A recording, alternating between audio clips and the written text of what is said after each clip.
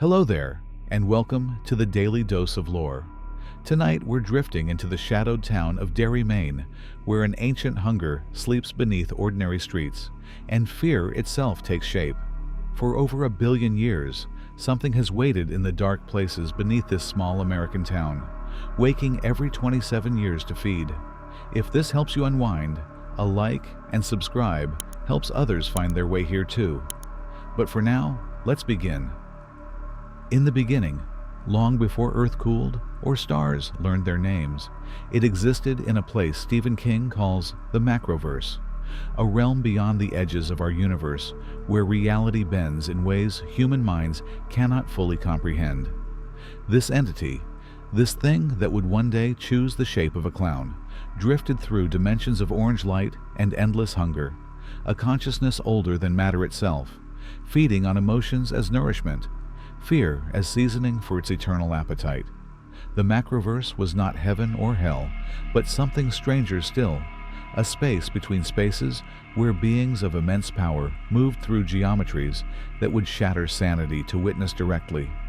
It was one such being, though perhaps not the greatest, existing in a realm where thought and form merged, where reality itself was negotiable, malleable, subject to will and imagination. In that ancient place, it knew the turtle, another cosmic entity, its opposite in some fundamental way that suggested a balance, a duality woven into the fabric of existence itself. The arrival came long before humanity walked upright, perhaps before mammals crawled from ancient seas, in an age when Earth was still learning what it meant to be a world. It fell from the sky like a meteor, like a thought made terrible and solid, crashing into the land that would one day become Central Maine. The impact was tremendous, creating a crater that would shape the geography for millions of years to come, a scar in the Earth's surface that never truly healed. Where it landed, reality grew thin, the walls between dimensions worn paper thin by its presence. The ground itself remembered that terrible arrival, holding the memory in stone and soil, in the way water would later flow, in the patterns that would emerge when humans finally built their town over that ancient wound. It burrowed deep down into darkness and stone, finding the spaces between things, the cracks in reality, the hollow places where it could spread and wait and grow strong. In those depths, it made a kind of home, or perhaps it made the depths into an extension of itself, blurring the line between creature and lair. For eons beyond counting, it simply existed, a hibernating hunger in the deep places beneath what was not yet Derry. Dinosaurs walked above its sleeping form, their small minds creating no fear worth harvesting. Ice ages came and went, glaciers grinding across the land, carving valleys and hills, but never quite reaching the depth where it rested in its long dreaming. Time moved differently in the deep. What might have been days or decades or centuries passed in that timeless dark, while above the world changed and changed again, forests rising and falling, oceans advancing and retreating, the slow, patient work of geology reshaping everything, except that one cursed spot where reality remained thin. It waited with the patience of something that had always existed and always would, understanding in its alien way that eventually, inevitably, the right kind of prey would come, the kind that could truly feed its particular hunger. The first humans to sense something wrong with the land were the native peoples who lived in the region long before Europeans arrived with their maps and claims. The tribes whose territories encompassed what would become Derry spoke of the place in hushed tones, in stories told to keep children close to camp at night. They called it by different names, in different languages, but the meaning was always similar. Something like Wendigo, something like monster, words that meant hunger that walks and death that waits. Their oral histories, passed down through generations, contained warnings about the area, advice to avoid certain hills, certain stretches along what would later be called the Kenduskeag Stream. These were not superstitions born of ignorance, but wisdom earned through bitter experience, through disappearances that followed patterns, through the way fear seemed to pool in that particular valley, like cold water seeking low ground. Some tribes had ceremonies to appease or ward away whatever dwelt there, rituals involving fire and song. Though whether these ever truly helped or merely made the living feel less helpless is impossible to say. The European colonists who began settling the region in the early 1700s brought their own blind confidence, their certainty that their Christian God protected them from whatever savage superstitions the natives harbored. They chose the site that would become Derry for practical reasons, a good location along the river, defensible, with forests for lumber and fertile soil for farming. They dismissed native warnings as primitive fear, the sort of thing that happened when people lacked proper civilization and education. But the disappearances began almost immediately.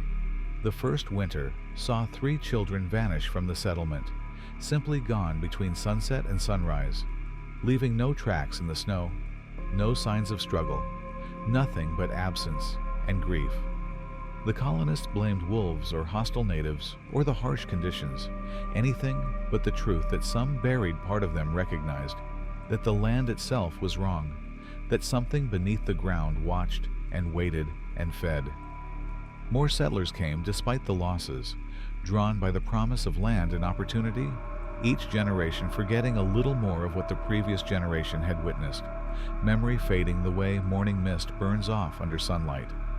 By the time Derry was officially incorporated as a town in the early 1800s, the pattern was already well established, though few recognized it as such.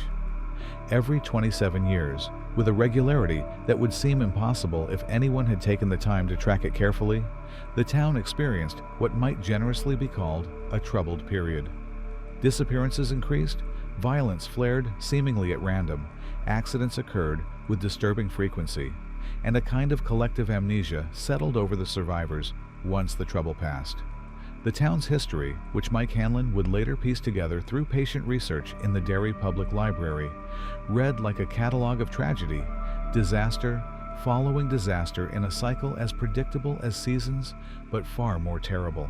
Fires that killed dozens, explosions at factories, epidemics that struck only Derry, acts of mob violence that seemed to come from nowhere and subside just as quickly, each event separated from the next by approximately 27 years, each leaving scars that the town somehow managed to ignore or forget. The ironworks explosion of 1906 exemplified the pattern perfectly, a disaster so terrible that it should have become a defining moment in the town's history, yet within a generation had faded to a vague memory even among the families who lost members that day. On Easter Sunday, the Kitchener Ironworks exploded during an egg hunt, the factory disintegrating in a blast that could be heard 20 miles away, killing 102 people, mostly children who had been playing in the adjacent field. The official explanation involved a boiler malfunction, though the details never quite made sense. The timeline didn't hold together under examination, and witnesses reported impossible things. Voices calling children toward the factory, laughter echoing from empty buildings, a figure in the smoke that seemed to be dancing. But Derry did what Derry always did, burying its dead, rebuilding, moving forward with determined amnesia, the survivors speaking less and less of what they'd seen, their children learning not to ask too many questions about that Easter when Grandma wouldn't talk about her lost brothers. The Black Spot was a nightclub that existed on the outskirts of Derry in the 1930s, a place where black soldiers from a nearby military base could gather and relax, one of the few establishments where they were welcome in an era of rigid segregation. The club got its name from the mark in pirate stories, a warning of death to come, and the name proved grimly prophetic. On the night of May 31st, 1930, a group of white men wearing robes reminiscent of another organization entirely descended on the Black Spot, barred the doors from outside, and set the building ablaze. The fire burned with unnatural intensity, as if the wood had been soaked in accelerant for weeks, though no evidence of such preparation was ever found. Dozens of men perished in the flames, their voices rising in screams that witnesses said sounded like they lasted far longer than any human throat could sustain. Will Hanlon, Mike's father, was one of the few survivors, escaping through a window at terrible cost, carrying burns and memories that would haunt him until his death decades later. He would tell his son that in the flames he saw a figure moving, something that looked like a giant bird, its wings spreading shadow, its eyes reflecting fire, and he knew with absolute certainty that the men who set the fire were not acting entirely of their own volition. The Bradley Gang incident in 1929 marked another point in the cycle, a bank robbery that should have been a minor footnote in the town's history, but instead became a massacre that left bodies piled in the street. The gang, 3 men who had successfully robbed banks across New England, chose Derry for reasons they later could not articulate, drawn to the town by an impulse that felt both entirely their own and subtly guided. The robbery itself went smoothly enough, the gang taking hostages and securing their escape route, but as they attempted to leave Derry, something went wrong in a way that transcended ordinary criminal misfortune. The townspeople, normally peaceful and law-abiding, transformed into a mob with shocking speed, arming themselves and pursuing the gang with a fury that seemed to come from nowhere. The resulting shootout killed all 3 gang members and 18 townspeople, bodies falling in the street while children watched from windows, blood running into the gutters in quantities that seemed impossible even for such violence. When it was over, when the bodies had been cleared away and the blood hosed from the pavement, witnesses struggled to explain why they had participated in the violence, why the sight of 3 criminals fleeing had filled them with such overwhelming rage. In 1957, in the autumn when leaves turned gold and red and the air grew crisp with approaching winter, a 6-year-old boy named George Denbro put on his yellow raincoat and went outside to sail a paper boat during a rainstorm. His older brother Bill had made the boat for him, using paraffin wax to waterproof it, teaching George how to fold the paper just so, sending him out into the rain with love and instructions to be careful.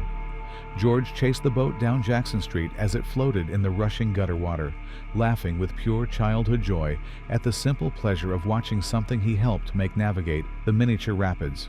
The boat sailed faster than he could run, moving with the current toward a storm drain, and George ran after it, his yellow raincoat bright against the gray afternoon, unaware that his life was measured now in minutes, in heartbeats, in the distance between Jackson Street and the storm drain at the intersection. He would never return home.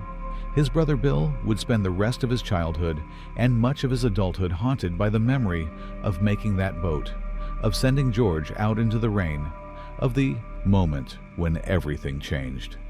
At the storm drain, George knelt to retrieve his boat, peering into the darkness beneath the street, into the space where water rushed and echoed in the dark.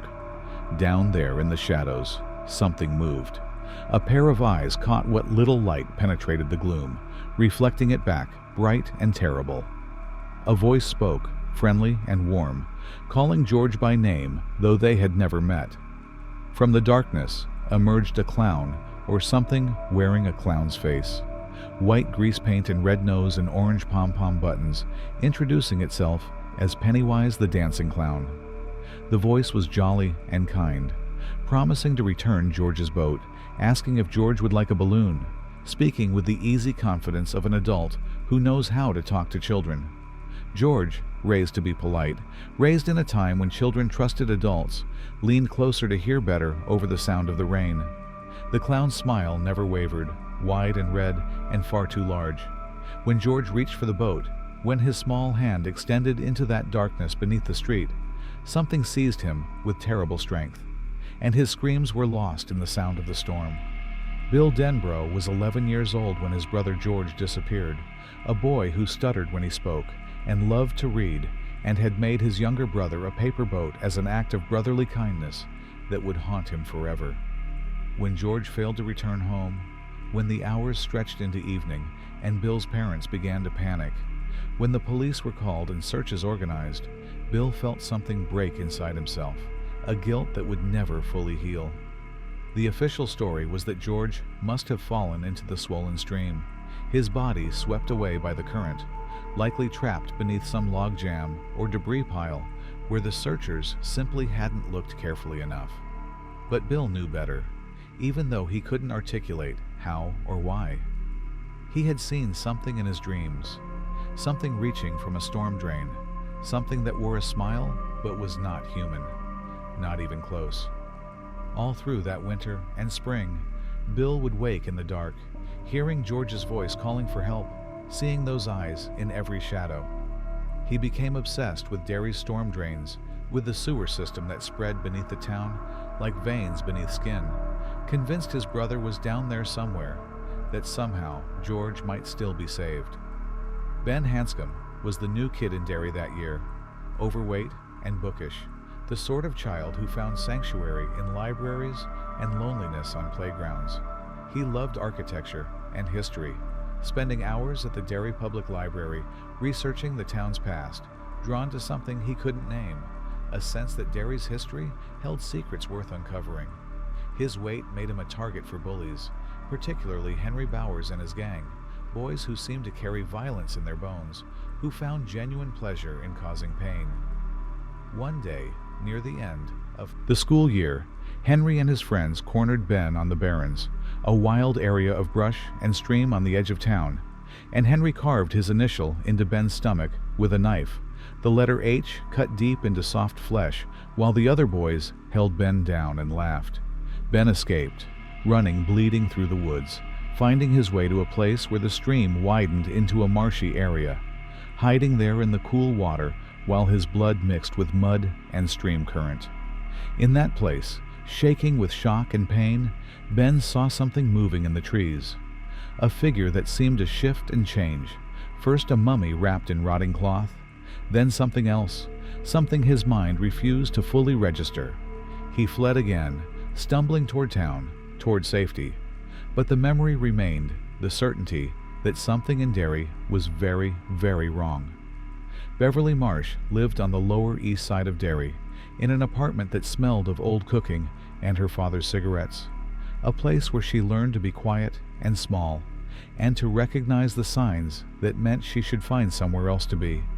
She had red hair that she hated, and a father whose attention felt increasingly wrong as she approached adolescence, his looks lingering too long, his questions too personal, his temper too quick. Beverly found refuge in friendship with other outcasts, drawn together by some instinct that made them recognize each other across the social hierarchies of childhood. She was brave in ways that girls were not supposed to be brave, willing to throw rocks at bullies, to explore places adults said were dangerous, to speak up when staying silent might have been safer. In the bathroom of her apartment, Beverly heard voices coming from the drain, children's voices calling for help, begging her to make it stop. And when she looked into the sink, blood erupted from the drain in a geyser that coated the walls and ceiling, more blood than could possibly fit in the pipes, hot and fresh and smelling of copper. She screamed, but when her father came running, the bathroom was clean, no trace of blood anywhere, and his eyes told her she was crazy, told her she was making things up for attention, told her she was trouble.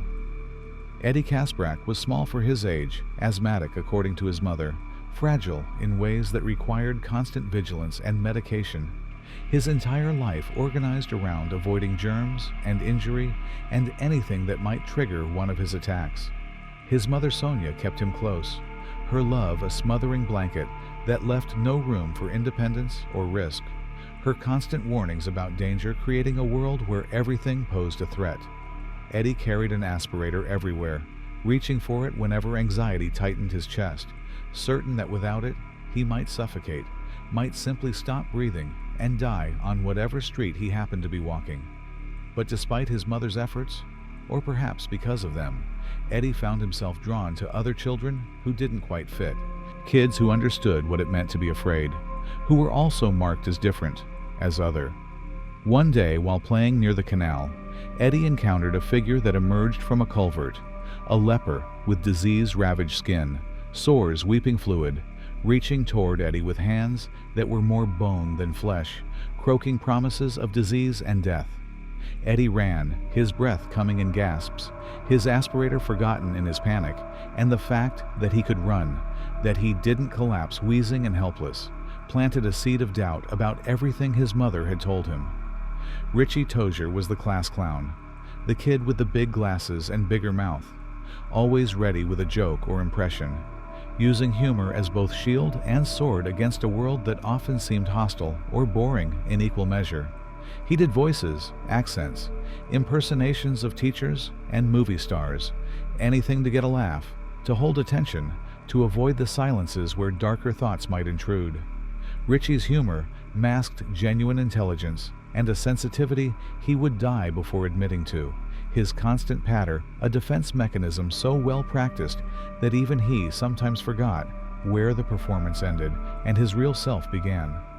Near the old Derry standpipe, a rusted water tower that had long since been condemned, Richie encountered something that wore the face of a clown, but spoke in the voice of Richie's worst nightmares, mocking his glasses, his voice, his desperate need to be liked, asking if he wanted to see what happens to funny boys who think they're so special. The encounter lasted only moments, but it shattered Richie's usual confidence, leaving him shaking and silent. Two states so unusual that his friends immediately knew something terrible had occurred. Mike Hanlon was one of the few black children in Derry, growing up on a farm on the outskirts of town, learning about hard work and perseverance from parents who had survived horrors of their own. His father Will carried scars from the Black Spot fire, both physical and psychological, and sometimes late at night, Mike would hear his father crying out in dreams, reliving that terrible night when hatred wore hoods and fire consumed friends. Mike loved the library, spending hours there under the patient tutelage of the librarian, researching Derry's history, beginning to notice patterns that adults seemed determined not to see.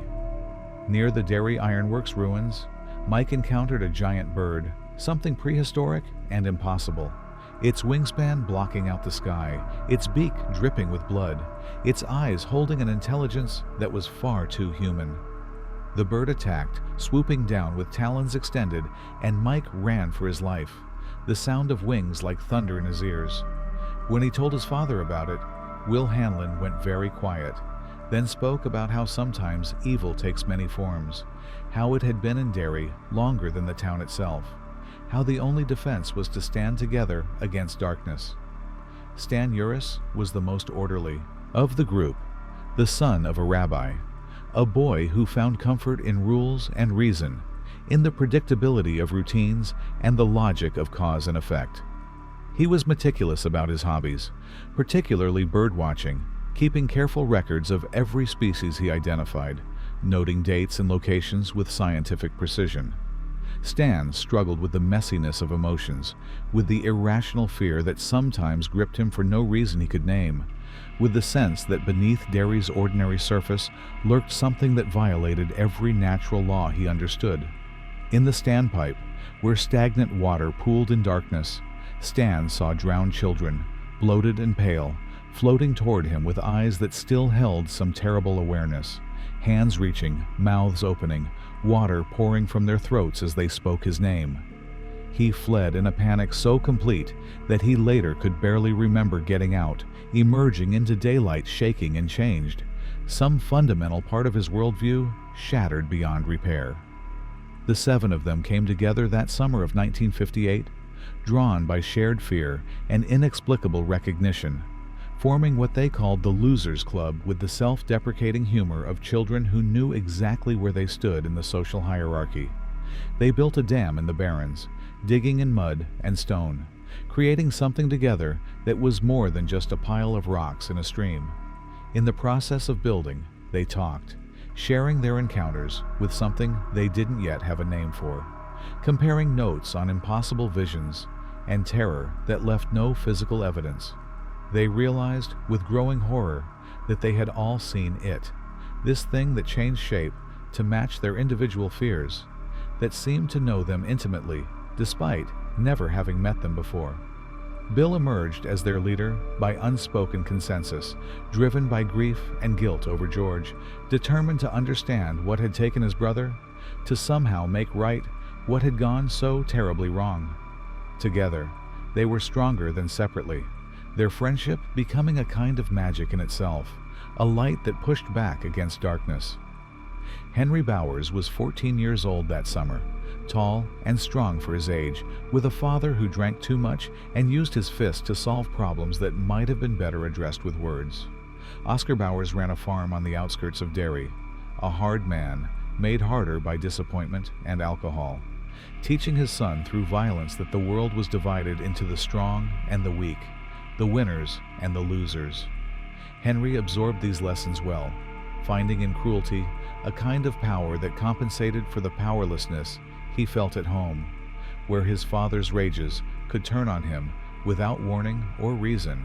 He gathered around him other boys who understood violence, Patrick Hochstetter and Victor Criss and Belch Huggins, a gang that terrorized younger children and found entertainment in causing pain. But that summer, something changed in Henry, his usual cruelty deepening into something darker, his eyes taking on a distant quality, as if he were listening to voices no one else could hear, his violence becoming less calculated and more desperate, as though he were trying to prove something to an audience only he could see. Patrick Hochstetter was the strangest of Henry's gang, a boy who kept dead flies in a pencil box and had once killed his infant brother with a pillow, though no one had ever proven it was anything but tragic accident.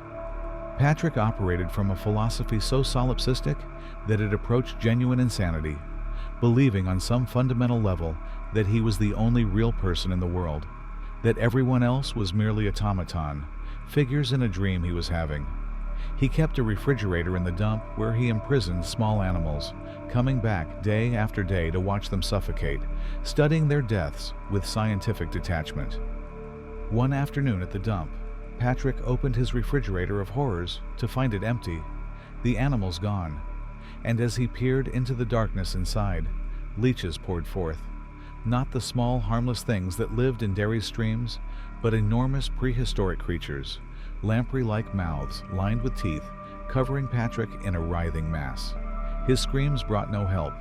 Days later, his body was found, drained of blood, his expression frozen in a terror so complete that the investigating officers could barely stand to look at him.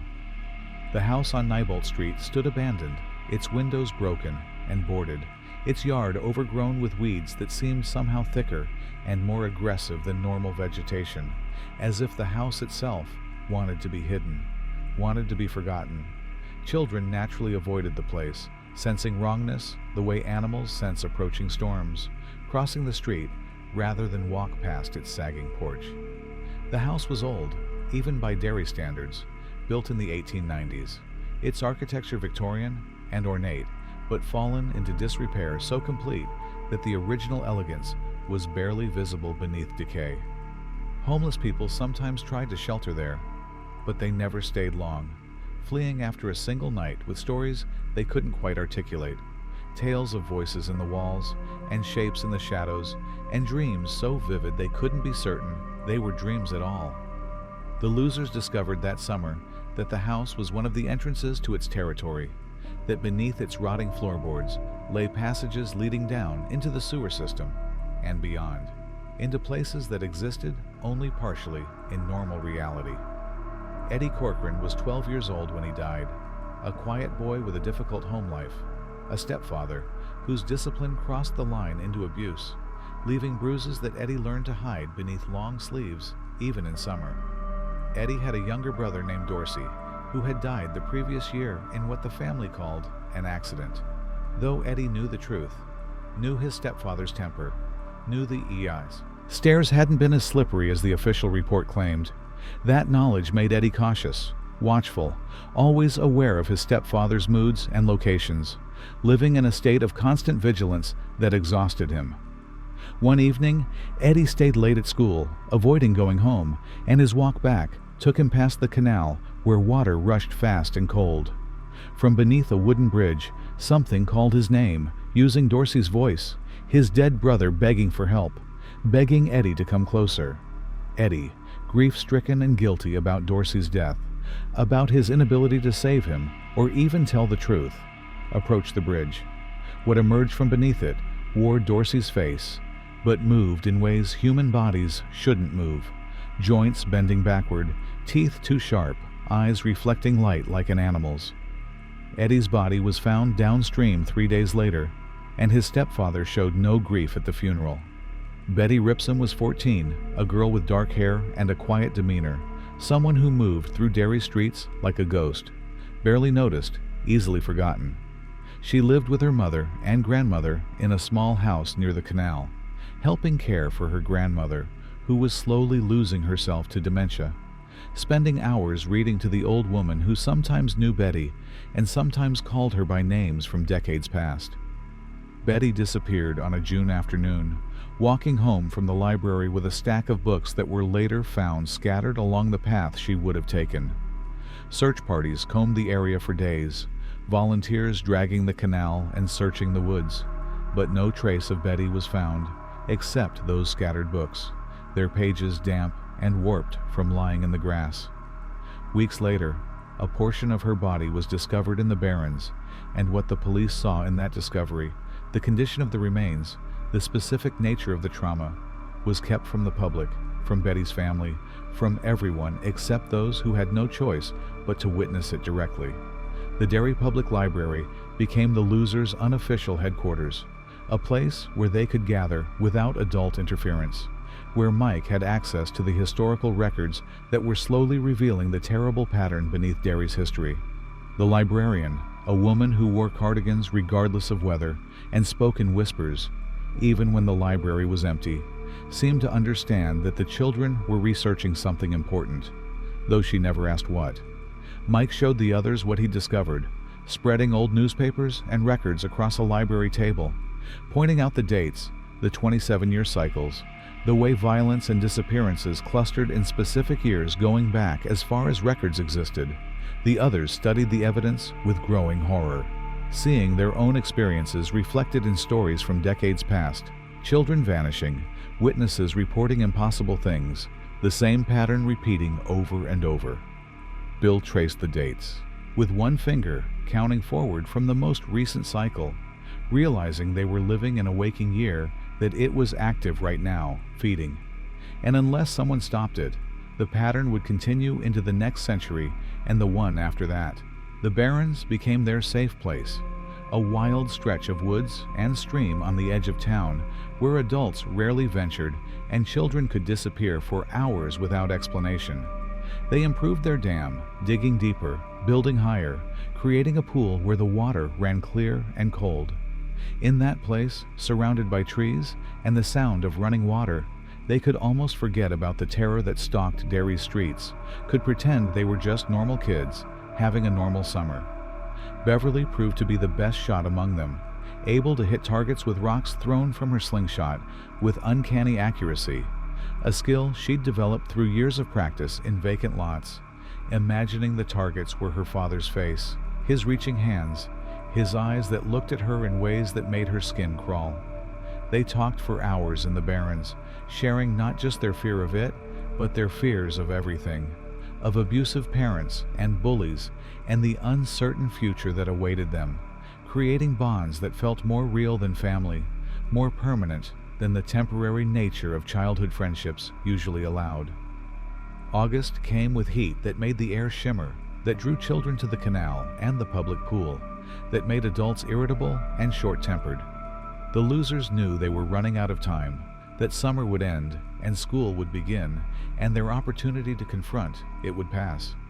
Bill pushed them toward action, his stutter worsening when he was stressed, his words coming in bursts punctuated by painful pauses, but his determination never wavering. They gathered weapons, a strange arsenal that included Beverly's slingshot, Bill's father's pistol loaded with silver bullets they'd made themselves, flashlights and rope, and the certainty that 7 together had power that 7 separately lacked.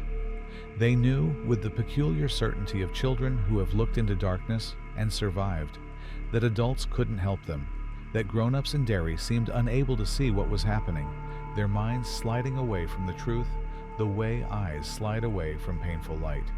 The entrance they chose was through the house on Neibolt Street, that abandoned Victorian with its reputation for wrongness, its aura of decay that went deeper than physical deterioration. They approached it on an August afternoon when sunlight seemed too bright and hot, when the shadows inside the house would be deep and cool and full of things that waited. The front door hung crooked on broken hinges, opening with a sound like a scream cut short. Inside, The house smelled of rot and mold and something else, something organic and wrong, like meat left too long in summer heat. Wallpaper peeled from walls in long strips, revealing older wallpaper beneath, and beneath that even older paper, layers going back decades, as if the house were slowly revealing its history.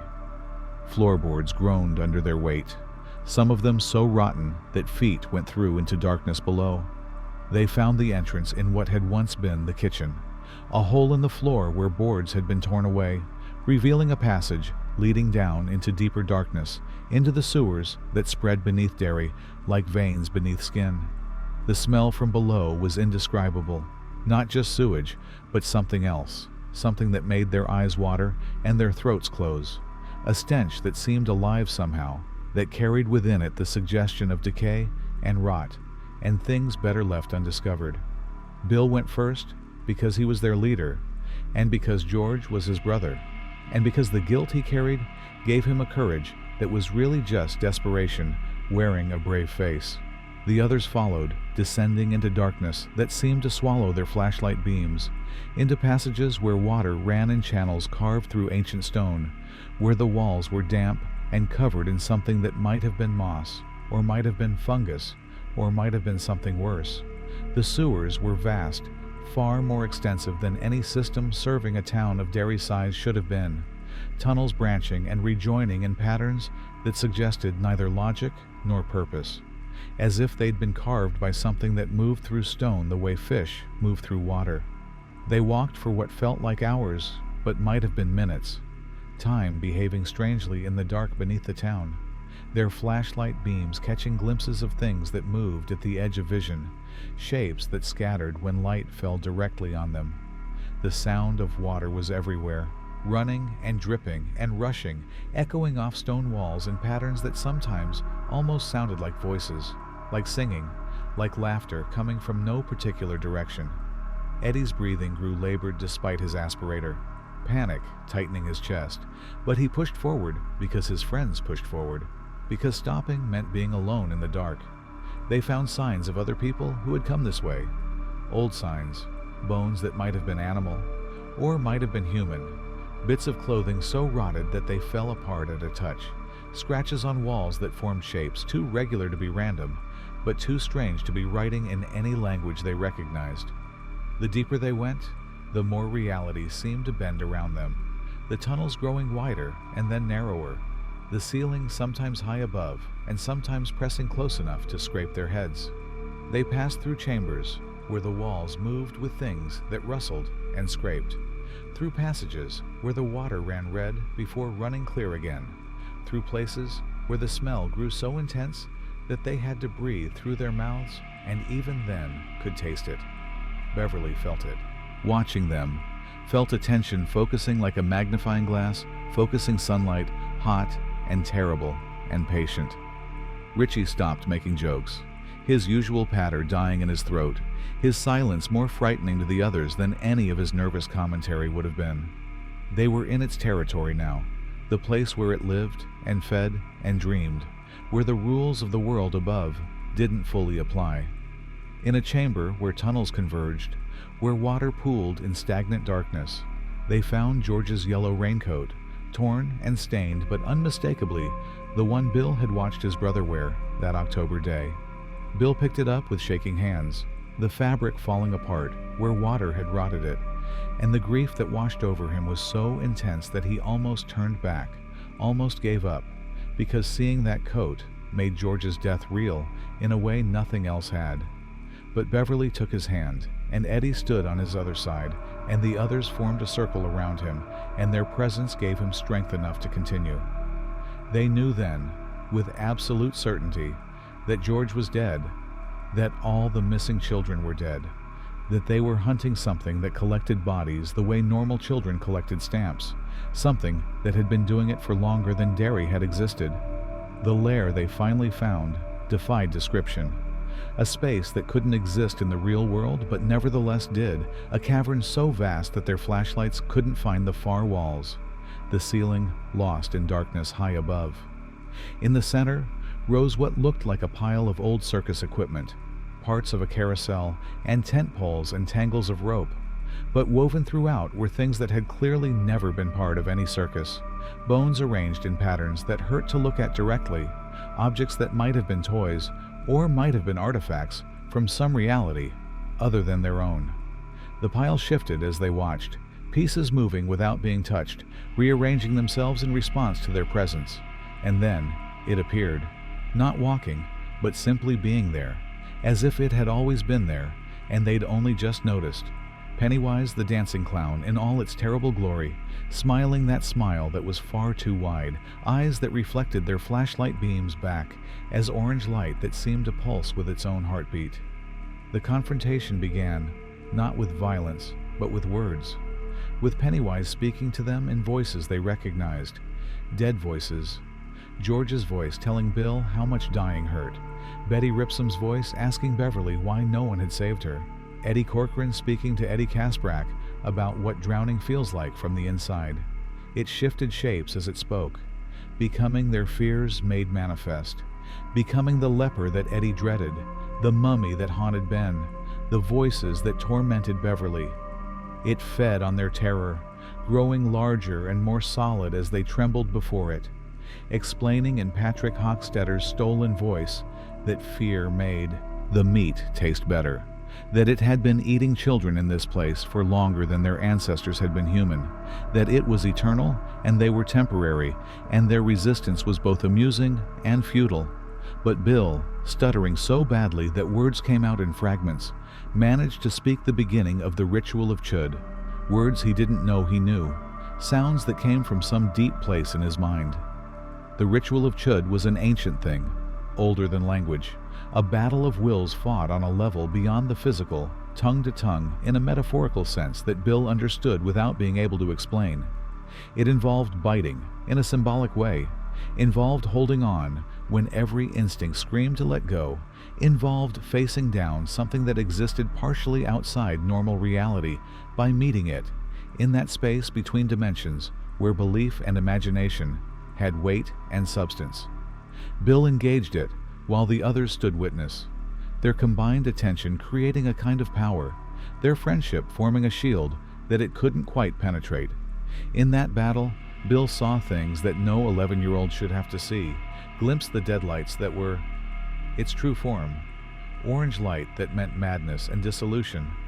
But Beverly called him back, her voice anchoring him to reality, to friendship, to the world of sunshine and summer, and children who needed him to be strong. It recoiled from the ritual, surprised that children knew this ancient magic, that they had power it hadn't anticipated. The others struck while it was distracted, Beverly loading her slingshot with a silver ball they'd made by melting down her father's silver dollar, saying words they'd agreed on, believing with the fervent faith of childhood that silver could harm monsters because all the stories said so. She fired, her aim perfect, the silver striking, its manifestation in what might have been a head or might have been something else entirely. It screamed, a sound that wasn't just noise but feeling, terror and rage and surprise translated into vibration that made the walls shake and debris fall from far above. The scream went on, echoing through the sewers, through the town above, a sound that people would later claim they'd dreamed, but that had felt too real to be merely nightmare. It fled, or retreated, or perhaps simply withdrew, its form collapsing into something smaller, something wounded, crawling back into the deeper darkness beyond their flashlight beams. They heard it moving in the tunnels, heard the sound of its passage growing fainter, and they knew without speaking that it was hurt, that they'd accomplished something no one else in Derry's history had managed. But they also knew, with the certainty that came from their encounter, that it wasn't dead, that it had merely gone dormant, that in 27 years it would wake again and feed again, and the cycle would continue. In the aftermath, standing in that impossible cavern, they made a promise to each other, cutting their palms with Ben's knife, pressing their bleeding hands together in a circle, swearing that if it ever returned, they would return too, that they would come back to Derry, no matter where they were or what they'd become. The climb back to the surface felt longer than the descent, their bodies exhausted, their minds reeling from what they'd seen and done. When they emerged from the house on Neibolt Street, the sun was setting, painting the sky in shades of orange and red that made them think of deadlights and made them turn away, seeking comfort in the familiar blues and greens of earth and grass. They walked home in silence, separating at intersections with brief farewells, each alone with memories too big to share with parents who wouldn't believe, who couldn't believe, whose minds would slide away from truth the way water slides from oiled cloth. In the days that followed, Derry slowly returned to normal, or what passed for normal, the violence decreasing, the disappearances stopping, the town settling into the amnesia that always followed its feeding cycles.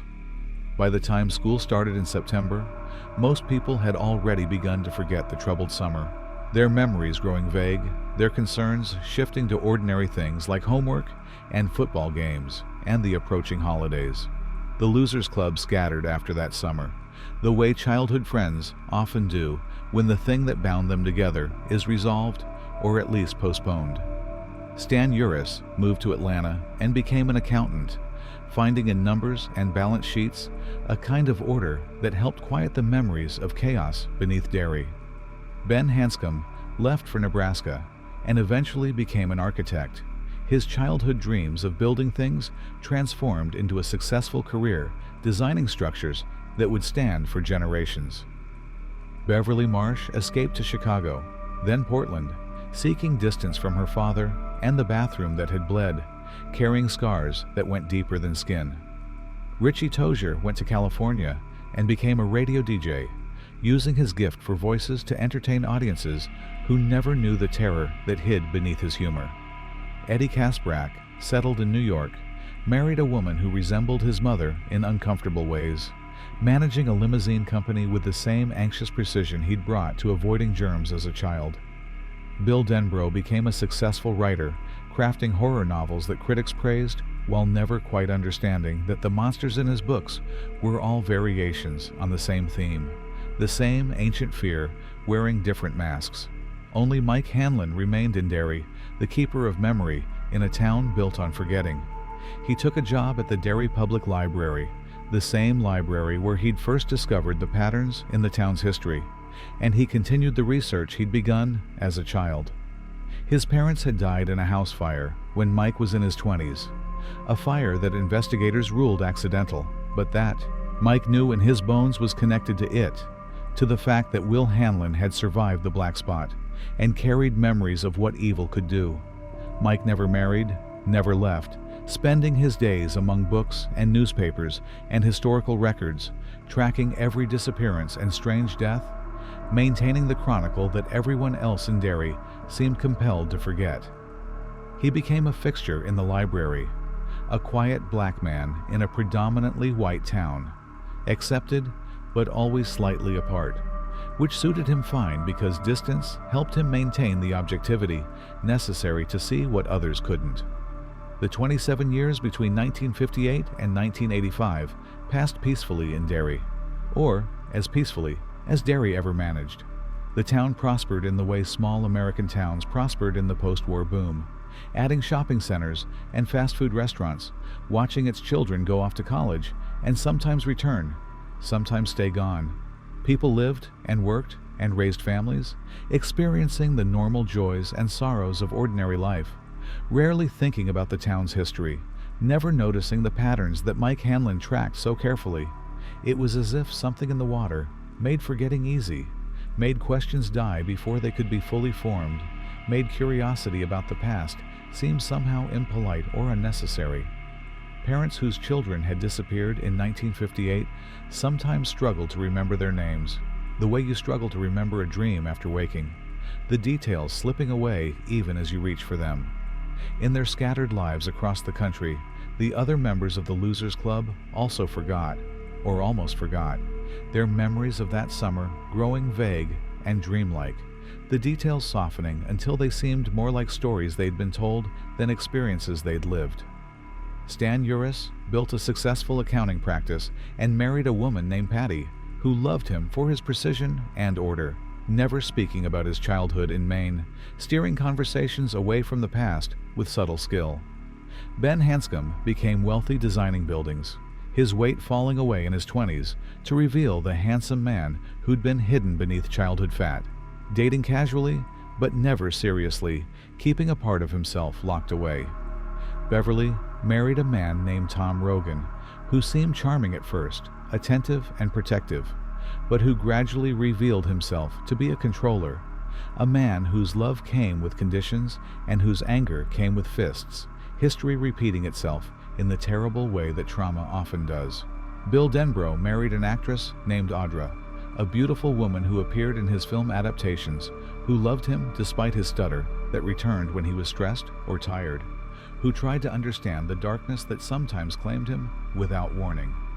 He wrote horror novels that topped bestseller lists, creating monsters on the page that critics called brilliant and fans called terrifying, never quite articulating to anyone, including himself, that he was writing the same story over and over, that every monster was it, wearing a different costume, that every protagonist was himself trying again to save George. His success brought wealth and fame, but not quite peace. Dreams still troubled by storm drains and yellow raincoats, by choices made and not made on a rainy October afternoon when he'd sent his brother out to play. Richie Tozier became one of the most popular DJs in Los Angeles, his voice familiar to millions who tuned in during morning commutes, his impressions and characters entertaining audiences who never suspected the fear that lurked beneath the humor. He did voices, always voices, maintaining the patter that had protected him since childhood, using comedy as both career and shield. Women came and went in his life, relationships that never quite became serious, never quite pushed past the walls he'd built around the parts of himself that remembered terror in the dark. He drank more than was probably healthy, smoked despite knowing better, lived the cliché life of a radio personality, and told himself he was happy, even as dreams he couldn't quite remember left him waking in cold sweats. Eddie Kasbrack married Myra, a woman who fussed over his health the way his mother had, who monitored his medications and worried about his exposure to germs, who loved him in a way that felt more like ownership than partnership. He ran his limousine company with nervous efficiency, maintaining immaculate vehicles and punctual schedules, building a successful business that left him feeling oddly empty. His aspirator was never far from reach, though doctors had told him years ago that his asthma was largely psychosomatic, that the medications he'd taken as a child had been placebos, that his mother had invented an illness to keep him dependent. He couldn't quite believe them, couldn't quite let go of the idea that without his medicine, he might simply stop breathing, even as some part of him recognized the truth. On a spring evening in 1984, in a town that had forgotten how to remember, something stirred in the deep places beneath Derry. It wasn't a physical movement so much as a shifting of attention, a consciousness that had been dormant for 27 years, slowly waking, testing its surroundings, remembering the taste of fear and the sweetness of terror, and the satisfying crunch of small bones. The sewers that spread beneath the town like a nervous system carried whispers of its waking. Water running faster in some tunnels, slower in others, patterns forming that might have meant something to someone who knew how to read them. Mike Hanlon, working late in the library, felt a chill that had nothing to do with temperature, looked up from his research with sudden certainty that the cycle was beginning again, that the promise made 27 years ago was about to come due. The first death of the new cycle occurred on May 31st, 1984, exactly 54 years after. The Black Spot Fire, a coincidence that Mike would note in his records with grim satisfaction at having his theories confirmed and horror at what that confirmation meant. Adrian Mellon was 27 years old, gay in a time and place where that identity required courage, living in Derry with his partner Don Haggerty, and trying to carve out a life in a town that didn't particularly want them. They'd gone to the Canal Days Festival, a celebration that drew crowds to the downtown area, vendors selling fried dough and carnival games promising prizes. Adrian won a hat, a silly thing with pom-poms, wearing it with the unself-conscious joy of someone comfortable in his own skin, holding Don's hand as they walked, despite the looks it drew, despite the muttered comments from some in the crowd. 3 young men, John Webby Garton and Stephen Dubé and Christopher Unwin, saw Adrian and Don leaving the festival, saw them holding hands, saw the hat with its pom-poms, and something ugly rose in them, hatred that had been taught and absorbed and fermented into violence. They followed the couple to the kissing bridge, an iron span over the canal where teenagers carved their initials and made promises about forever. There, with the casual cruelty of people who don't quite see their victims as human, they attacked. The beating was swift and brutal, fueled by alcohol and prejudice and something else, something that whispered encouragement, that made the violence feel righteous and necessary. They threw Adrian over the bridge railing, his body falling 20 feet into the fast-moving water below, the splash lost in the sound of the canal rushing past. Don Haggerty, held back by Dubé and Unwin, while Garton beat Adrian, screamed for help that didn't come, his voice echoing off the bridge supports and the buildings beyond. When Adrian went over the railing, Don broke free and ran to look, saw his partner surface briefly in the water below, saw him struggling against the current. But something else was in the water too, something that hadn't been there a moment before. A clown figure that seemed to wade through the rushing water as if it were shallow and still. Don watched in horror as the figure reached for Adrian, as his partner was pulled under, as orange light flickered in the darkness beneath the bridge. The police found Adrian's body downstream the next morning, and the official cause of death was drowning complicated by trauma from the fall, though the coroner's report noted injuries inconsistent with either falling or drowning, bite marks that seemed wrong somehow, too large and in patterns that didn't match any animal in the region. Mike Hanlon read about Adrian Mellon's death in the Derry News, recognized it for what it was, felt the old fear settle into his bones like cold settling into stone. He checked his records, confirmed what he already knew, that 27 years had passed almost to the day since George Denbro had vanished down a storm drain. He walked through Derry that week, seeing signs that others missed or chose not to see. Children who looked pale and frightened. Adults who seemed more irritable than usual. Graffiti appearing overnight with messages that made no sense. A balloon tied to a sewer grate moving against a wind that wasn't blowing. He spent a week confirming, checking, making absolutely certain, because the promise they'd made was binding, but the cost of calling them back was enormous, pulling them away from lives they'd built, forcing them to remember things they'd spent decades successfully forgetting. On a June evening, Mike sat in his small apartment with his carefully maintained address book, the phone heavy in his hand, preparing to make calls that would change 7 lives irrevocably. He called Bill first because Bill had been their leader, reaching the famous author at his home in England where it was late night, hearing Bill's voice still carrying traces of the stutter that had defined his childhood. Mike spoke the words they'd agreed on so long ago, the code phrase that would trigger memory, and he heard Bill's breathing change on the other end of the line, heard the recognition dawning, the fear returning after years of absence. Bill was silent for a long moment, then asked in a voice barely above a whisper if it was back, if the nightmare was truly starting again. Mike confirmed what Bill already knew, and they spoke briefly about logistics, about flights and timing, about the impossibility and necessity of what they were about to do. He called Ben next, reaching the architect at his office in Nebraska, pulling him away from blueprints and meetings to speak words that unmade years of careful forgetting. Ben, who had become successful and thin and everything his childhood self had dreamed of being, felt the weight return with Mike's words, felt the old fear settling back into place, as if it had never left. Mike called Beverly in Portland, catching her at home in an apartment she'd fled to after leaving Tom. Her voice when she answered, already carrying fear, because Tom had been calling, because she'd been planning to run again. The sound of Mike's voice speaking those code words brought a different kind of fear, older and deeper, but also something like relief, because at least this fear came with friends, with people who understood, with a battle that could perhaps be won.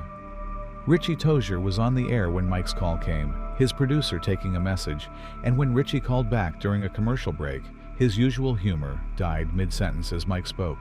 The voices that Ritchie used so skillfully, the impressions and characters that had made his career, all fell away, leaving just a frightened man who'd spent decades running from truth. Eddie Kasprak was in his office when Mike called, and the sound of Mike's voice speaking those specific words made Eddie reach for his aspirator, his breathing suddenly tight. Myra's warnings about stress and health seeming both prescient and utterly irrelevant compared to what Mike was telling him. Stan Uris was the last call Mike made, saving the most difficult for last, because Mike had always sensed that Stan's ordeal had damaged something fundamental in him, that Stan's need for order and logic had been shattered by encounters with chaos that violated every natural law he believed in. The phone rang in Stan's Atlanta home on a pleasant June evening, and Patty answered, calling Stan to the phone with casual cheerfulness. Mike spoke the words, heard Stan's sharp intake of breath, heard silence stretching so long that Mike thought the connection might have dropped. Then Stan spoke, his voice perfectly controlled, saying he understood, saying he would be there, saying goodbye with a finality that Mike registered but didn't quite process, too focused on logistics and timing to hear what Stan wasn't saying. Stanley Uris hung up the phone and stood very still in his comfortable home, surrounded by evidence of the life he'd built, the order he'd created, the world he'd constructed to keep chaos at bay. He thought about the thing in the standpipe, the drowned children with their reaching hands, the terror that had never quite left him despite decades of therapy and medication and desperate attempts to convince himself it had been childhood imagination, trauma, anything but truth. He thought about his wife Patty, about the life they'd built together, about the children they'd discussed having, about all the normalcy he'd achieved through sheer force of will and discipline. The idea of returning to Derry, of facing again what lived beneath that town, opened a chasm of terror so absolute that no bridge of courage or duty could possibly span it. Stan walked to the bathroom, the same bathroom where he performed his nightly rituals, brushing teeth and washing face with movements so regular they'd become meditation. He filled the tub with water, warm and clear, and he sat on its edge for a time that might have been minutes or hours, thinking thoughts that no one would ever know. Then, with the methodical precision that had characterized his entire adult life, Stanley Uris chose to leave the world on his own terms, rather than face again the chaos that had broken something in him 27 years ago. He used a razor he kept sharp for shaving, and the water turned red as he wrote a final message on the bathroom wall. 2 letters in his own blood. It. The message was for them, for his friends, a warning, or perhaps an apology, an explanation for why he couldn't join them, why some fears are simply too large to face twice in one lifetime. Patty found him an hour later, her screams bringing neighbors who called police, who found a scene that would haunt the investigating officers for years. The official report called it suicide, noting that Stanley Uris had a history of anxiety and obsessive-compulsive tendencies, that he'd been on medication for years, that sometimes the mind simply breaks under pressures invisible to outside observation.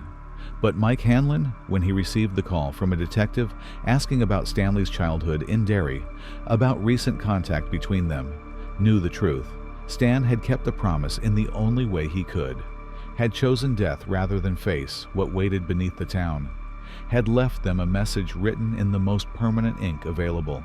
The loss hurt in ways Mike hadn't expected, guilt and grief mixing with a terrible understanding that perhaps Stan was the smartest of them all, the only one brave enough to acknowledge that some battles cannot be won. The others learned of Stan's death as they made their way to Derry, Bill receiving a call at Heathrow Airport before boarding his flight, Beverly hearing about it from Mike when her plane landed in Bangor. The news cast a shadow over the reunion, making clear that what they'd agreed to as children had real stakes, that it had claimed its first victim of this cycle without them even arriving to fight. They gathered at a Chinese restaurant Mike had chosen, a neutral space in a town full of places that carried terrible memories, sitting around a table and seeing in each other's faces the years that had passed, the lives lived, the changes wrought by time and distance. Bill was famous now. Beverly beautiful in ways that transcended her teenage prettiness. Ben transformed from fat child to handsome man. Richie still hiding behind humor. Eddie still reaching for his aspirator. Mike marked by years of solitary vigil. They spoke haltingly at first, the conversation awkward, in the way of old friends who've become strangers. But as the evening progressed and drinks loosened tongues, memories began returning in fragments and then in floods. Bill remembered making the paper boat for George. The guilt he'd carried transformed from vague unease to sharp, specific pain as the details crystallized. Beverly remembered the blood in the bathroom, her father's eyes, the voices calling from the drain. Ben touched his stomach where the H had been carved, the scar still visible after all these years. Proof that at least some of what they remembered was undeniably real. They pieced together their shared history, like archaeologists reconstructing a broken vessel, each fragment of memory fitting with others to reveal the whole terrible truth. The forgetting, they realized, hadn't been natural but enforced somehow, part of its power or perhaps part of Derry itself. The town's amnesia infectious, spreading to anyone who left as if memories couldn't survive outside the town limits. Eddie listened to the others speak and felt his chest tightening, reached for his aspirator with hands that trembled slightly, the familiar ritual providing comfort even as he recognized its futility. His mother had lied to him about so many things, the medications that were placebos, the illnesses that were imagined, the fragility that was taught rather than inherent. Yet here he was, still reaching for the aspirator, still feeling like that small, frightened boy who needed protection from a world full of germs and danger. Myra's face floated in his mind, her resemblance to his mother so obvious now that he wondered how he'd never seen it before. How he'd married a woman who treated him exactly the way Sonia Kasprak had. How he'd recreated his childhood prison with adult materials. But sitting here with his old friends, hearing them speak of terror, faced and survived, Eddie felt something shifting, some long-held belief about his own weakness beginning to crack. Richie made jokes because that's what Richie did, his patter filling silences that might otherwise have become unbearable. But his humor felt more desperate than usual, less like entertainment and more like a shield that was cracking under pressure. He did impressions of their childhood selves, of Bill's stutter, and Eddie's wheezing, and Stan's preciseness, and the laughter that greeted these performances was genuine but tinged with grief, with the awareness that Stan would never join in their laughter again, that his absence was a hole at the table that nothing could fill. Between jokes, Richie's face would go still, his eyes distant, and the others could see the fear he was working so hard to conceal, the terror of a man who'd spent decades running only to discover that what he fled had been waiting patiently for his return. Beverly spoke about Tom Rogan, the words coming slowly and with difficulty, describing a marriage that had started with romance and descended into control, his love gradually revealing itself as possession, his concern as domination. She'd left him weeks ago, fled to a friend's apartment in Portland, but he'd been calling, leaving messages that started pleading and became threatening, his voice on her answering machine promising that she belonged to him, that he would find her, that running only delayed the inevitable. Coming to Derry felt like trading one danger for another, but at least here she had friends, had people who'd faced darkness with her and survived. At least the monster in Derry was honest about what it was, didn't pretend to love while it hurt you, didn't make you question whether the pain was somehow your fault. Mike showed them his research, years of careful documentation spread across the table, newspaper clippings and photographs and charts tracking disappearances and deaths across more than 2 centuries. The pattern was undeniable once you looked for it, the 27-year cycles marked by spikes in violence and vanishings, the way Derry's population would drop in certain years, and no one would quite notice or comment. He'd mapped the locations where bodies were found, where people disappeared, and the resulting pattern looked less like random distribution and more like a map of the sewer system, as if it hunted along particular routes, as if the tunnels beneath the town were its highways and hunting grounds.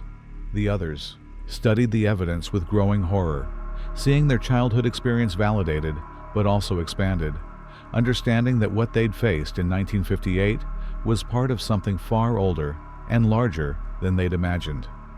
The question that hung over the table, unspoken until Bill finally gave it words, was whether they could actually kill it this time, whether the wound Beverly had inflicted 27 years ago would make it vulnerable, whether adult strength and knowledge could succeed where childhood belief and innocence had merely wounded. They were different now, harder and more damaged, carrying trauma and disappointment and the weight of years lived in a world that usually made sense, that usually followed rules, that usually didn't contain monsters except in metaphorical forms. Could they still access the belief that had powered them as children, the certainty that had made silver bullets effective and promises binding? Or had they grown too rational, too broken, too aware of their own mortality to face something that predated mortality itself? Henry Bowers had spent the years since 1958 in Juniper Hill, a psychiatric facility where the criminally unstable were housed behind walls and medications, their danger contained but never quite eliminated. He'd murdered his father in a fit of rage that might have been temporary insanity, or might have been something else, something whispered, and the courts had decided he belonged in an institution rather than a prison. For 27 years, Henry had existed in a fog of medications and therapy sessions. His memories of that summer fragmented, his grasp on reality tenuous at best. The staff at Juniper Hill considered him one of their more difficult patients, prone to violent outbursts and paranoid delusions, speaking of a clown that visited him at night, of voices that called from the drains, of promises made in darkness that he couldn't quite remember but felt binding nevertheless. As May turned to June in 1984, something changed in Henry Bowers, his medications seeming less effective, his lucid moments becoming more frequent and more focused, his eyes taking on a clarity that the staff found more disturbing than his previous confusion. He spoke less of his delusions and more about going home, about unfinished business in Derry, about friends who needed to pay for what they'd done. The doctors adjusted his medications, increased his dosages, but nothing seemed to help. At night, Henry would stand at his window, looking toward the north where Derry lay, listening to a voice that spoke from the pipes in his room, that promised freedom and revenge, that told him the time was coming, that his enemies were gathering, and he needed to be there to greet them. The voice that spoke to Henry Bowers came from deeper places than the pipes in his wall, came from the same source that had whispered to the men who burned the Black Spot, that had encouraged the mob that killed the Bradley gang, that had made ordinary people commit extraordinary violence. It knew Henry's rage, had fed on it during that summer in 1958, had marked him as useful then, and still found utility in him now. The voice explained how locks could be bypassed, how guards could be distracted, how a man determined enough could escape even from Juniper Hill's supposedly secure wards. It showed him things in dreams that were more than dreams, visions of the losers gathered together, of their vulnerability, of the satisfaction revenge would bring. Henry, his mind already fractured by years of institutionalization and the original trauma that had broken him, accepted the voice's guidance as divine instruction, as mission and purpose in a life that had held little of either. On a June night when storms rolled across Maine, when lightning illuminated the sky and thunder shook windows in their frames, Henry Bowers walked out of Juniper Hill as if the walls themselves had opened for him. The orderly, who should have been monitoring his ward, was found unconscious, unable to explain what had happened, speaking in a daze of a clown that had appeared in the hallway, of laughter echoing from impossible directions. The locks on Henry's door stood open though no keys had been used, and the facility's security system showed gaps in its coverage that the technicians swore shouldn't exist. By the time dawn came and Henry's absence was discovered, he was already miles away, hitchhiking toward Derry with murder in his heart and voices in his head promising him glory and revenge. Bill Denbro went back to his old house on Witcham Street, the place where he'd grown up, where he'd made the paper boat that killed his brother. New people lived there now, a young family with children who looked at Bill with polite confusion when he knocked and asked if he could look around. They let him in, these strangers, perhaps recognizing something in his face that demanded kindness, and Bill walked through rooms that were the same and different. Furniture changed, but walls and floors carrying memories like stains. He went to the basement, where he'd made the boat, could almost see George watching with wide eyes as Bill folded paper and applied wax, could almost hear his brother's laughter. In that basement, something moved in the shadows beyond the washer and dryer, and Bill caught a glimpse of orange pom-poms, of a white face grinning, of eyes that reflected light that wasn't there. It was testing him, he realized, seeing if adult Bill carried the same strength as the child who'd led the losers into battle. Beverly returned to her old apartment building, the place where she'd lived with her father, where the bathroom had bled and her childhood had been marked by fear of touch that felt wrong, of attention that crossed lines it shouldn't cross. The building looked smaller than she remembered, shabbier, the paint peeling and the hallways smelling of cabbage and despair. She climbed the stairs to what had been her floor, found the apartment occupied by strangers who wouldn't let her in, and she stood in the hallway remembering her father's voice, his heavy footsteps, the sound of his belt being removed. In the bathroom down the hall, the public one shared by several apartments, Beverly heard voices calling from the drain, children's voices begging for help, and she felt blood on her hands, though, when she looked down, they were clean. It wanted her afraid, she understood, wanted her reduced to that frightened girl who'd believed she had no power, no choices, no way out. Ben walked through the barrens, the wild area that had been their refuge, finding the place where they'd built their dam. The dam was long gone, washed away by decades of spring floods, but the shape of the land remained, the pool they'd created still visible as a depression in the stream bed. Ben, who'd become an architect, who'd built structures across the country, found himself kneeling in the mud where he'd worked as a child, remembering how they'd placed each stone, how they'd argued about weight distribution and water flow, how they'd created something together that was more than the sum of its parts. In the trees beyond the stream, something watched him, something that wore the rotting face of a mummy, wrapped in cloth that smelled of ancient dust and death. Ben stood his ground, no longer the fat, frightened child who'd run from everything, and the thing in the trees faded, not defeated, but perhaps surprised, perhaps recognizing that Ben Hanscom had found his own kind of power in the years since they'd last met. Eddie went to his old house, the place where he'd been raised by Sonia Kasprak in an atmosphere of medication and fear, where every surface had been sanitized and every activity evaluated for risk. The house was empty now, his mother dead for several years, the building waiting for new owners who hadn't yet materialized. Eddie let himself in through a back window, moving through rooms that held the ghosts of his childhood, seeing the special chair where his mother had sat, the bathroom where she'd administered his medications, the kitchen where she'd prepared carefully bland meals, guaranteed not to trigger any of his supposed conditions. In that house, Eddie confronted the leper that had terrified him as a child, the figure emerging from the basement with its disease-ravaged skin and reaching hands, and Eddie, who no longer believed in his own fragility, who'd spent years slowly recognizing the lies he'd been told, raised his aspirator like a weapon and felt something like power flowing through him. Richie returned to the abandoned house on Neibolt Street, the place where they'd descended into darkness, where the entrance to its realm had waited behind rotting boards. The house looked even worse than he remembered, decades of neglect having taken their toll, the structure sagging in ways that seemed to defy physics, as if gravity pressed harder here than elsewhere. Richie, alone, pushed, opened the door and entered, his jokes dying in his throat as the smell hit him, that familiar stench of rot and sewage and something else, something organic and wrong. In the parlor, Paul Bunyan moved, the statue from the town square impossibly present in this house, its axe raised, its wooden eyes following Richie's movement. Richie fled, his courage broken, not by the impossibility, but by the casual way it violated rules, by the reminder that down here, logic held no power, that belief was the only currency that mattered. Mike, who'd never left Derry, who'd kept watch all these years, visited the library where he worked, where he'd spent countless hours researching the town's dark history.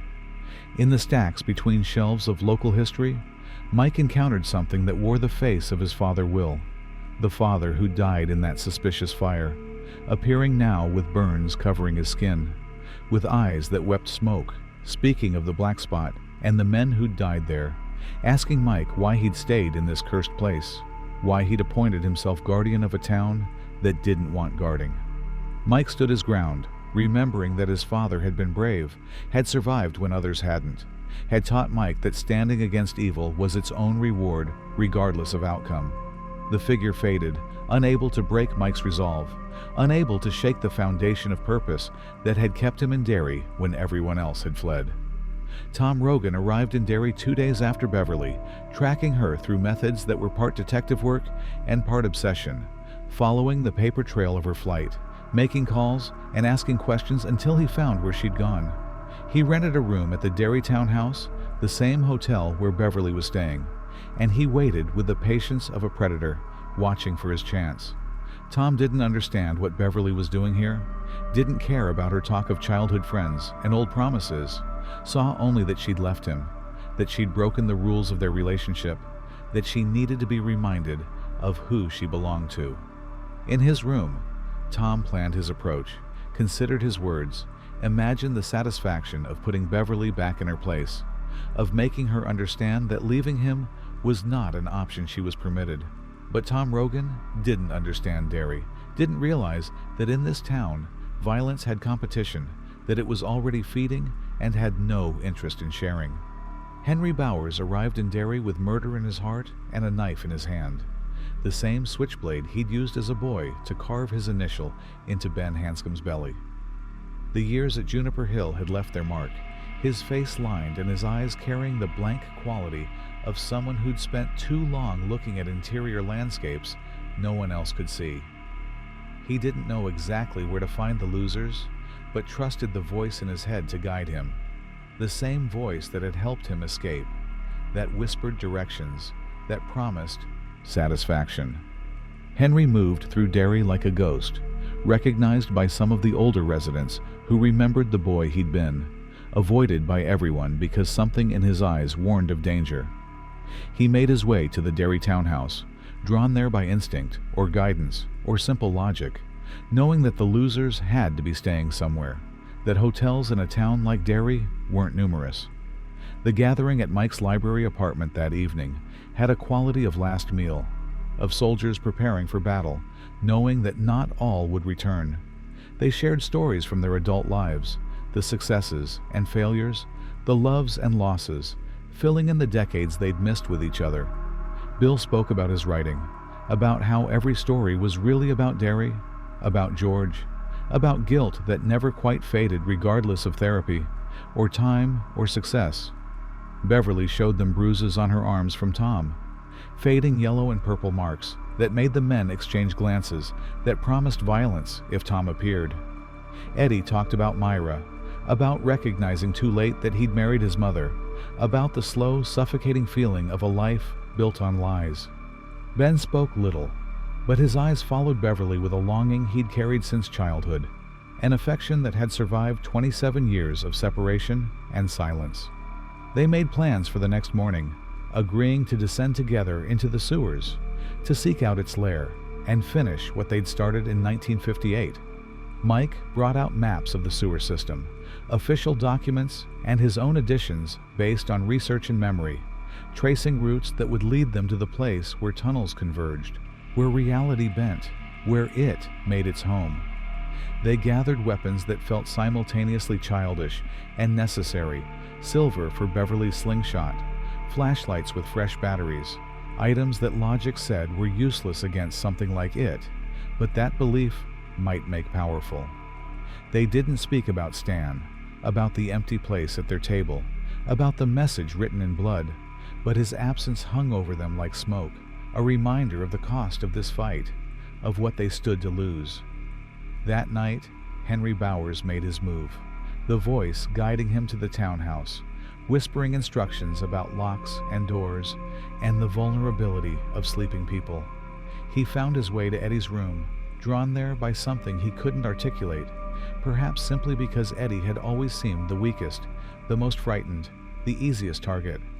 Henry entered with his knife raised, moving toward the bed where Eddie slept. But Eddie woke with the instinct of someone who'd spent his childhood afraid, who'd learned to sleep lightly and wake instantly. Eddie rolled away from the descending blade, shouted for help, and Henry, his mind fracturing under the weight of years and madness and the voice that demanded blood, lunged again with the desperation of someone who had nothing left to lose. The others came running, hearing Eddie's shouts, doors slamming open along the hallway as the losers converged on the sounds of struggle. They found Eddie and Henry locked together, Eddie's hands wrapped around Henry's wrist, keeping the knife away from his throat through desperate strength. Bill and Mike pulled Henry away. Ben disarmed him, and Richie called the police, while Beverly held Eddie, checking for injuries, finding only minor cuts, nothing serious, nothing that would stop him from continuing. Henry, restrained and raving, spoke of the clown that had freed him, of orders he'd received, of the satisfaction of killing them all. The police, when they arrived, recognized Henry Bowers immediately, contacted Juniper Hill, and took him away in handcuffs, while he screamed about the deadlights, about promises made in darkness that still needed fulfilling. In the morning, they gathered in the parking lot of the townhouse, 6 people who'd been 7, preparing to descend into darkness. The morning was cool and clear, the kind of June day that in other circumstances would have been beautiful, promising summer and warmth and ordinary pleasures. They drove to Neibolt Street in Eddie's rental car, parked in the overgrown yard, and approached the sagging structure with the weight of knowledge and memory. The house seemed to lean toward them, welcoming or threatening, the distinction unclear. Inside, the smell was overwhelming, stronger than any of them remembered, as if it had been feeding well, as if the lair had expanded in their absence. The hole in the kitchen floor still gaped open, darkness visible even in daylight, a passage leading down to where water ran and things waited in patient hunger. Bill went first into the darkness, as he had in 1958, because leadership was a habit he'd never quite shed, and because George's memory still drove him forward when courage might otherwise have failed. The descent was steeper than they remembered, the passage narrower, as if the earth itself were trying to keep them out, or perhaps draw them deeper. The distinction uncertain and perhaps meaningless. Their flashlights carved tunnels through darkness that felt solid, that seemed to resist illumination the way water resists oil. The smell grew stronger with each step downward, that familiar stench of sewage and rot, and something else, something that Eddie's rational mind wanted to call decay, but that felt more alive than dead, more present than past. Behind Bill came Mike, then Beverly, then Ben, then Richie, then Eddie. A chain of people bound by memories and promises made when the world was younger and simpler. The tunnels through which they walked bore evidence of its long occupation, the walls marked with scratches that formed patterns, almost language, almost meaning, symbols that hurt to look at directly and seemed to shift when viewed peripherally. They passed through chambers where water pooled in stagnant darkness, where things floated that might have been debris or might have been remains, where the sound of their passage echoed in ways that suggested spaces larger than their flashlights could reveal. Beverly felt watched, felt attention focusing on them like heat from a magnifying glass, knew that it was aware of their presence, was perhaps amused by their return, by the audacity of prey choosing to enter the predator's den. The tunnels branched and rejoined according to no logic they could discern, Mike's maps proving less useful than they'd hoped, the geography beneath Derry refusing to conform to documented reality. They came to a junction where 5 tunnels met, where water from each passage flowed together into a central pool that drained through a grate too small for the volume it received, the physics impossible, but the evidence undeniable. In that junction, standing in ankle-deep water that was colder than it should have been, they paused to catch their breath and confirm their determination. Eddie reached for his aspirator, the familiar motion providing comfort even as he recognized its futility, even as some part of him understood that his breathing difficulties had always been more psychological than physical. that his mother's lies had shaped his reality more thoroughly than any disease. Bill spoke quietly, his stutter worse under stress, reminding them why they'd come, speaking George's name and Stan's name and all the names of children who'd disappeared into this darkness, giving them purpose beyond simple survival. The lair they finally found was both familiar and changed. The vast, impossible cavern where they'd fought in 1958 now expanded, or perhaps contracted, spatial relationships refusing to behave consistently. The pile in the center had grown, the accumulation of decades visible in layers, circus equipment and toys and clothing and objects that might have been from this century or might have been from before recorded history, all of it woven together in patterns that suggested intentionality without revealing purpose. Bones were visible throughout the pile, some clearly animal, some ambiguously sized, some that looked far too large to have come from anything that should exist.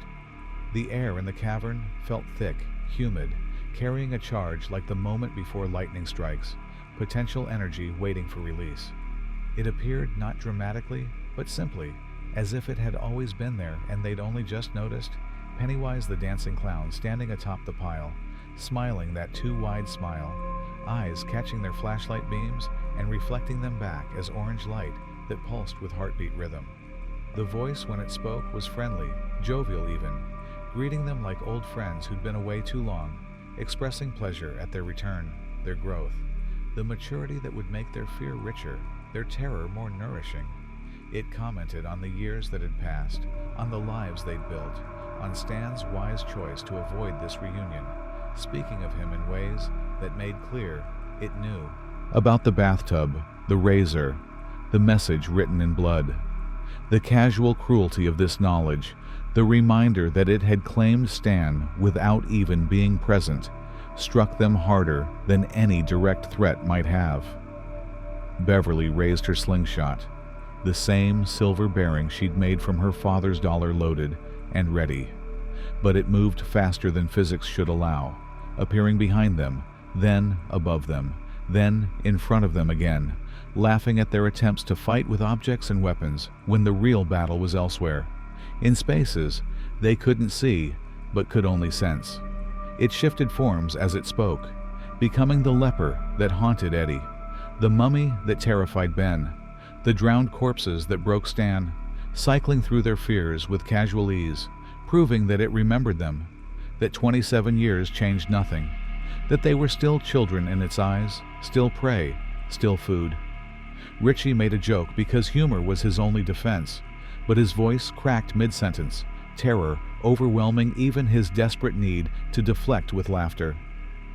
Bill stepped forward, separating himself from the group, speaking words that came from somewhere deeper than memory, syllables that felt ancient and powerful, beginning the ritual of Chud without fully understanding what he was doing, only knowing that this was necessary, that this was the battle that mattered, that physical weapons meant nothing against something that existed partially outside physical reality. The ritual was strange, a battle fought with will and belief and imagination, tongue meeting tongue in a metaphorical sense that Bill felt but couldn't explain. A contest of who could hold on longer, who could maintain reality in the face of unreality, who could impose their vision of truth against the others. Bill felt himself pulled into the space behind its eyes, into the deadlights that were its true form, orange light that meant madness and dissolution, that promised eternity of terror, that offered to show him everything that ever was or would be from a perspective that would shatter his sanity. In that space between spaces, in the place where the ritual of Chud was truly fought, Bill encountered the turtle, or the memory of the turtle, the cosmic entity that had opposed it, that represented something like order against chaos, creation against destruction. But the turtle was old, was perhaps dying, or perhaps already dead, and its voice when it spoke to Bill was weak, fading, offering no help beyond advice to believe in himself, to trust in the power of imagination, to remember that it was real, but also just in it, just a thing that could be defeated by those brave enough to face it. Bill understood in that moment that there was no cavalry coming, no cosmic intervention, no easy solution, that the battle would be won or lost based on human courage and will and the strange magic that friendship created, nothing more. Bill held on when every instinct screamed to let go, held on when the deadlights showed him truths about the universe that humans weren't meant to know, held on because George deserved better than a brother who quit, because Stan deserved for his sacrifice to mean something, because his friends had followed him into this darkness, trusting his leadership. He imposed his imagination against its reality, using the writer's gift he'd developed, the ability to create worlds and populate them with meaning, turning that creative power into a weapon. He imagined it small, imagined it vulnerable, imagined it defeated. And in that space where belief had weight and imagination had power, his vision began to take hold, began to reshape what it was, began to force change against the entity's will. In the physical world, as Bill fought his metaphysical battle, it attacked the others with renewed fury, sensing perhaps that for the first time in its long existence, it faced genuine danger, that these children, now adults, had found something it couldn't easily defend against.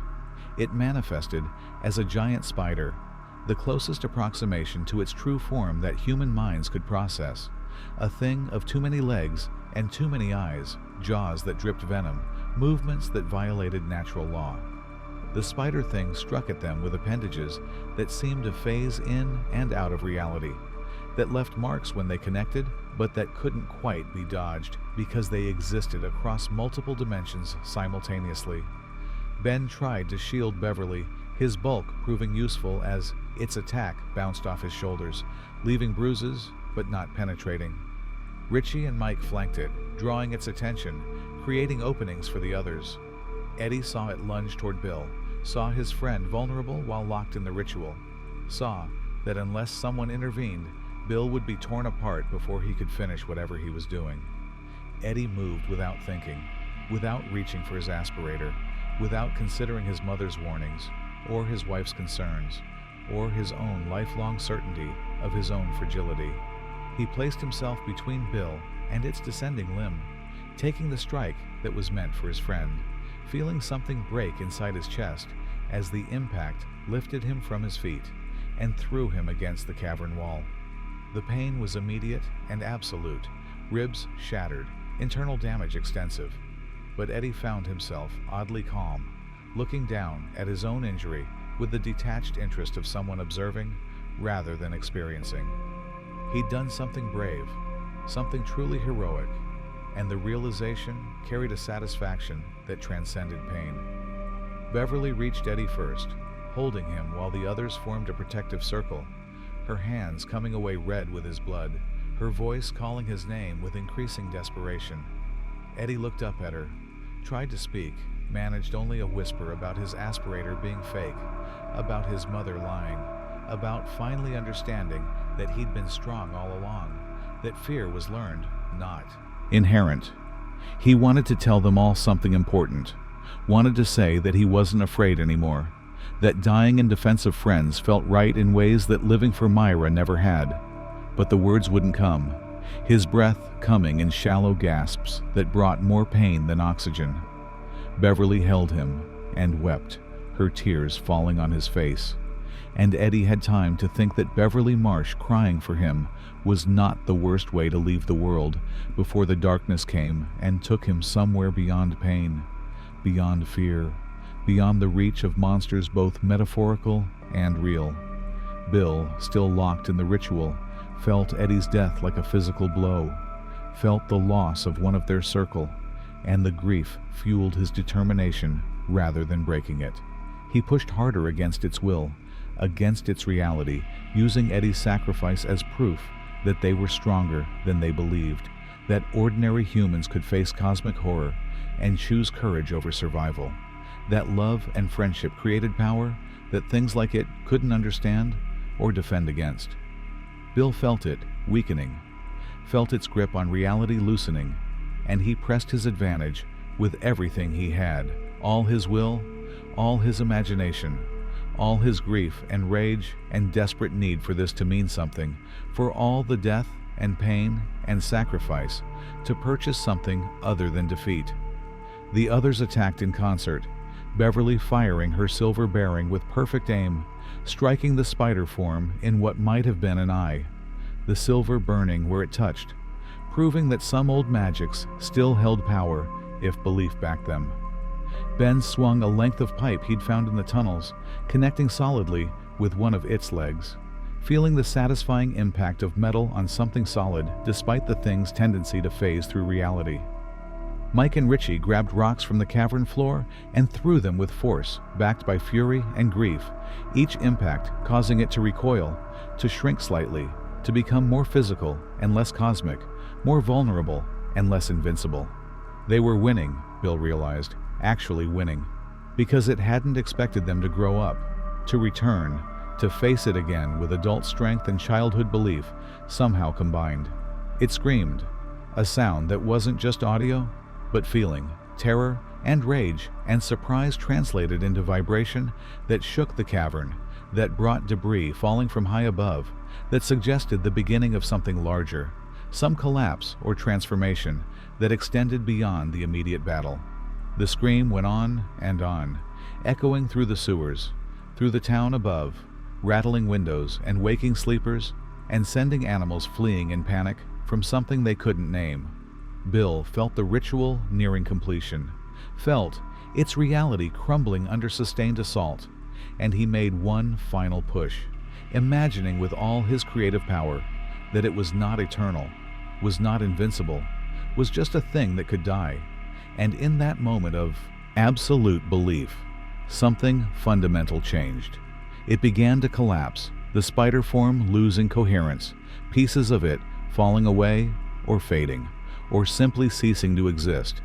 Its screams becoming weaker, more desperate, tinged with something that might have been fear, that suggested for the first time in its long existence that it faced the possibility of ending, of final death, of cessation after eons of persistence. It tried to flee, to retreat deeper into the tunnels, into spaces where it might hide and heal, and wait for easier prey. But Bill followed through the connection the ritual had created, not allowing escape, holding it in place while the others struck again and again with weapons that shouldn't have mattered but did, because they believed they did.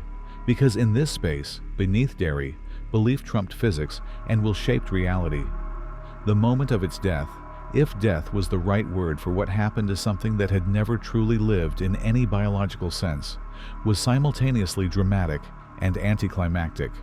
There was no explosion, no burst of energy, just a kind of sighing, a release of tension that had been building for millennia, and then it was simply gone, not fading, but vanishing, as if someone had deleted it from reality, leaving only absence where presence had been. The pile in the center of the cavern collapsed, centuries of accumulation falling in on itself, bones and artifacts and objects tumbling into a heap that looked suddenly meaningless. Just garbage in a cave, just refuse without the animating will that had arranged it. Bill came back to himself, released from the ritual, and the first thing he saw was Eddie's body, and the victory turned bitter in his mouth. The cavern began to shake, tremors running through stone and earth, suggesting that its death had consequences beyond the immediate, that its presence had been load-bearing in some metaphysical sense, that removing it meant structures built around it would collapse. Water began pouring from cracks in the walls, not sewage, but something else, something that might have been groundwater or might have been reality itself leaking through breaches in the world.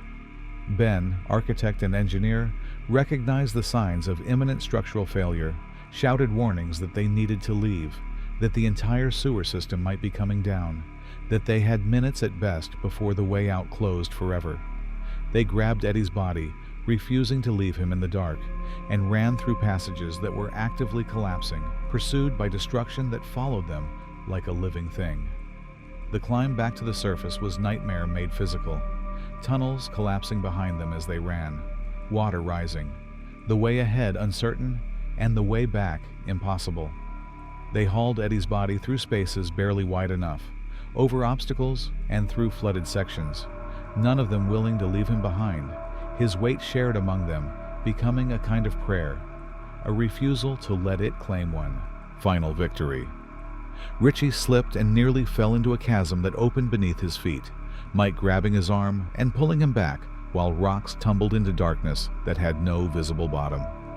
Beverly led them through a section that required wading through chest-deep water, her sense of direction uncanny, leading them toward surfaces she couldn't see but somehow knew were there. They emerged from the house on Neibolt Street to find daylight waiting. Impossible daylight, because it felt like they'd been below for days, but the sun said only hours had passed, time moving differently in its realm than in the world above. The house collapsed behind them, the entire structure folding in on itself like a sandcastle hit by a wave, and they stumbled away from the destruction, carrying Eddie, making their way to Eddie's rental car parked in the overgrown yard. Behind them, across Derry, other buildings were showing cracks, other structures that had somehow been connected to its existence beginning to fail, the standpipe collapsing in a cloud of dust, the old ironworks ruins finally finishing the fall that had started decades ago, sections of downtown showing damage that emergency services would struggle to explain.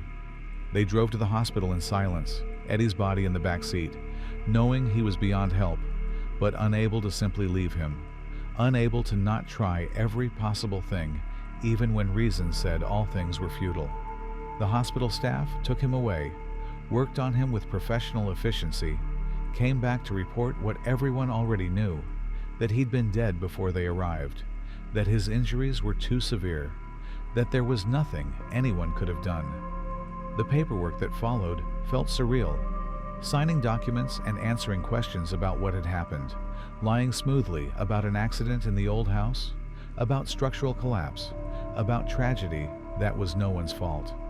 The police accepted their story because what else would they accept? Because the truth would sound like madness, because Derry had long practice at not looking too closely at deaths that occurred in clusters. They gathered in Mike's apartment that evening, 5 survivors where there should have been 7, the weight of Stan and Eddie's absence making conversation difficult.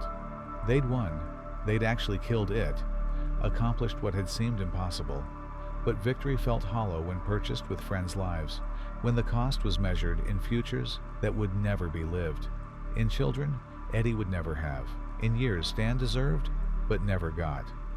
Beverly spoke about Eddie's last words, about him finally understanding his own strength, about the smile on his face in that final moment when he'd been truly brave, truly free of the fear that had defined his life. They drank to Eddie's memory, to Stan's wisdom in choosing his own path, to all the children it had claimed over the centuries, to Derry's long nightmare finally ending. The forgetting began almost immediately, memory fading, even as they sat together trying to hold on to it, details slipping away like dreams upon waking, the edges of their shared experience growing soft and indistinct. Bill tried to remember George's face and found it suddenly harder than it should have been, the features blurring, the memory becoming more photograph than lived experience. Beverly struggled to recall the bathroom bleeding, knowing it had happened, but unable to fully resurrect the visceral terror that had defined the moment. They realized with growing horror that even this would be taken from them, that Derry's amnesia was already asserting itself, that soon they would return to their separate lives and forget again, forget each other, forget what they'd accomplished, forget everything except perhaps a vague sense of unease when they thought about their childhoods. They left Derry in the following days, flying back to their separate lives, the town already beginning repairs on damaged structures, already spinning narratives about gas line explosions and settling foundations and natural causes for unnatural effects. Bill returned to England and Audra, trying to hold on to memories that were fading like morning mist, writing furiously in an attempt to document what had happened before it slipped away completely. Beverly went back to Portland, to her apartment and her independence, finding that Tom Rogan had been found dead in his hotel room, his body discovered in a condition that the police report carefully avoided describing in detail, suggesting that it had claimed one final victim before dying, or perhaps had simply been feeding until the moment of its destruction. Ben returned to Nebraska and his blueprints, drawing buildings while trying to remember a face that was slipping away, a red-haired girl who'd held him in the dark.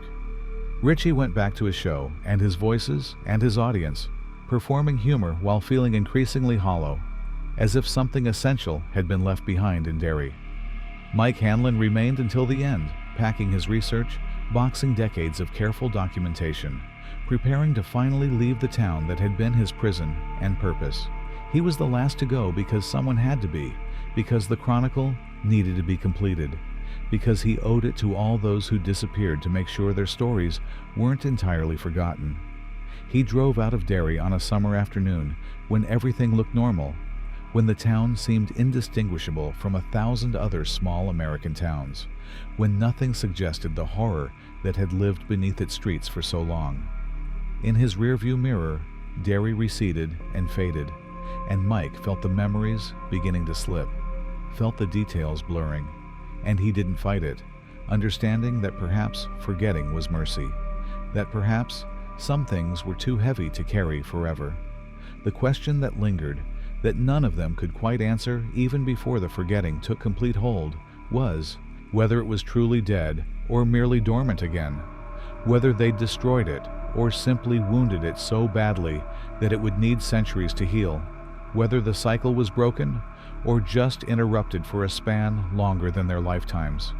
The ambiguity haunted them in the moments before memory faded, the uncertainty about whether they'd actually saved future generations or just delayed the inevitable, whether their victory was permanent or temporary, whether somewhere deep beneath Derry, something might still be sleeping, dreaming, waiting with the infinite patience of things that have always existed and believe they always will. But eventually, even that worry faded, taken by the same amnesia that claimed everything else, leaving only vague unease and dreams they couldn't quite remember upon waking. Years later, those who'd been part of the Losers Club would sometimes experience moments of strange recognition, meeting each other at conferences or on streets in distant cities, feeling that they knew each other from somewhere, though they couldn't quite place where or when. Sometimes in dreams, they would see a storm drain, or smell sewage, or hear a voice calling them by names they didn't quite remember, and they would wake in darkness reaching for weapons they didn't have, for friends they couldn't quite recall, for courage that had once let them face down ancient evil and emerge victorious despite the cost. The moments would pass, daylight would return, ordinary life would reassert itself, and the dreams would fade the way all dreams fade, leaving only residue, only the sense that they'd once been part of something important, something terrible, something that mattered in ways they could no longer articulate. Derry continued. The town that had been built on buried horror, that had fed something ancient for centuries, that had lost so many children to hunger, that wore 1,000 faces. After 1985, the disappearances stopped, or at least returned to the baseline rate that any town might experience, tragic but not impossible, sad but not supernatural. The town itself seemed somehow diminished, smaller, less significant, as if removing the malignancy at its heart had revealed how little substance surrounded it. Some buildings never recovered from the damage of that June, were torn down rather than repaired, leaving gaps in the town like missing teeth. Young people left for college and didn't return, the population slowly declining, Derry fading toward irrelevance, becoming the sort of place that appears on maps, but that no one particularly wants to visit, that travelers pass through without stopping, that slowly empties as the young seek futures elsewhere. The legacy of the Losers Club's battle, known fully to no one including themselves after memory faded, was measured not in parades or monuments, but in absence, in children who didn't disappear, in parents who didn't wake to empty beds, in a pattern that had held for centuries, finally broken. 7. Children, 6 of them surviving to adulthood, had faced something that predated human civilization, that had fed on terror since before the first humans learned to make fire, and they had won not through superior force, but through courage and friendship and the strange alchemy that makes belief powerful. 2 of them had paid with their lives, Stan choosing his own end rather than face horror twice, Eddie dying to protect his friends, their sacrifice meaning something, even if no one remembered what. The others lived on, carrying scars they couldn't quite explain, gaps in memory that sometimes troubled them, dreams that felt more like memories than imagination, slowly forgetting everything, except perhaps a vague sense that once, long ago, they had been brave. In the end, what remained was a story that no one quite remembered, a victory celebrated by no one, a battle fought in darkness that saved lives that would never know they'd needed saving. The Losers Club had been children who became heroes, who faced the thing that wore many faces and emerged victorious despite overwhelming odds, despite being small and frightened and marked as different by a world that valued conformity. They had proven that ordinary people could face extraordinary evil, that friendship had power beyond the physical, that courage didn't mean the absence of fear, but the choice to act despite it. And if the world never knew, if even they forgot, perhaps that was appropriate. Perhaps heroism didn't require recognition. Perhaps some battles are fought in shadows precisely because darkness is where they're most needed. One thing remains certain, written in absence rather than presence, in the disappearances that didn't happen rather than those that did. After the summer of 1985, whatever had haunted Derry for uncounted centuries troubled the town no more.